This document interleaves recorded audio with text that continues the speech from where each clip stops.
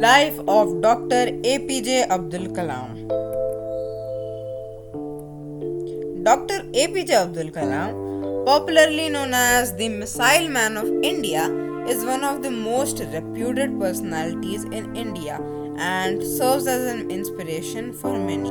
Let's get into the life story of a child from a middle class family to being one of the most loved presidents of India. This story begins way back in 1931 when Sir Abdul Kalam were born to Jainul Abdin and Ashiamma in the holy city of Rameshwaram. Sir Abdul Kalam's childhood was secure, both materially and emotionally.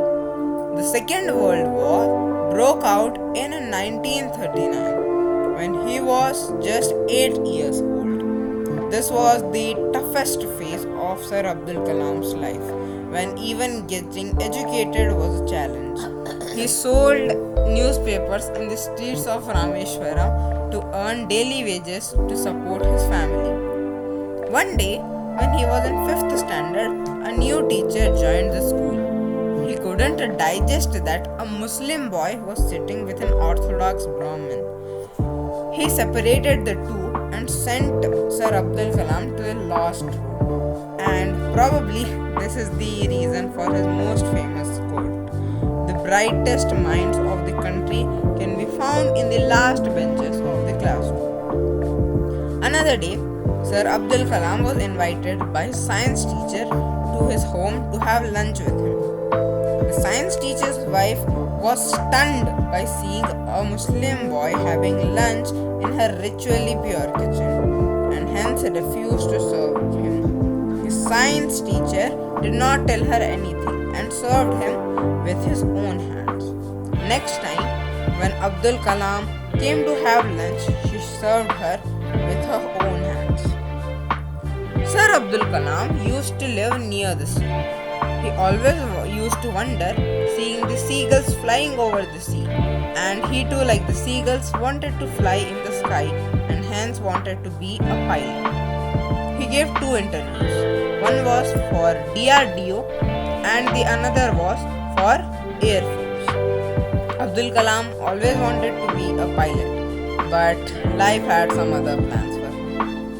In his Air Force interview, 25 candidates appeared and 8 were to be selected. To his bad luck, his name came 9th in the list and he missed out the opportunity by 1 rank. He was really upset. He had no other choice, so he gave the DRDO interview and got selected. And who knew that the same DRDO would take him to the peaks of his career? When Sir Abdul Kalam had become the chairman of ISRO, Shri Atal Bihari Vajpayee ji called him and requested him to take part in the elections. But Sir Abdul Kalam refused. In the next elections, again he called him and requested him to take part, and this time Sir Abdul Kalam agreed. He won the elections and became the 11th President of India. The shocking fact is that while he was going into the Rashtrapati Bhavan, he moved in with 2 suitcases, and after 5 years, when his turn ended, he came out with 2 bags only. Sir Abdul Kalam unfortunately left this world on 27th July 2015 while giving a speech in Shillong. Like a warrior is born for the battlefield and leaves his soul in the battlefield. Reflections on Sir Abdul Kalam's life story.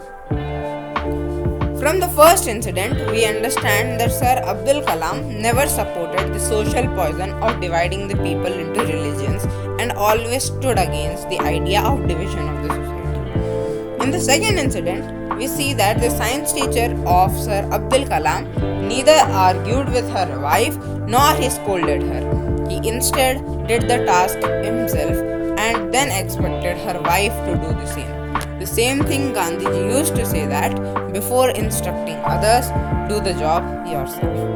From the third incident, we get it that it is not necessary that we must get whatever we want, But sometimes the Almighty has planned something else for us, and we should give our best in whatever we do and not regret about the past and just move on. The fourth incident describes Sir Abdul Kalam's honesty, where a common man goes with two bags and comes out with two trucks of luggage.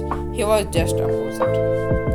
Though Sir Abdul Kalam's life was full of innumerous inspirational events, this was a small effort from my side to describe Sir Abdul Kalam's life through a few of his life incidents. Sir Abdul Kalam was an inspiration, is an inspiration, and will remain an inspiration.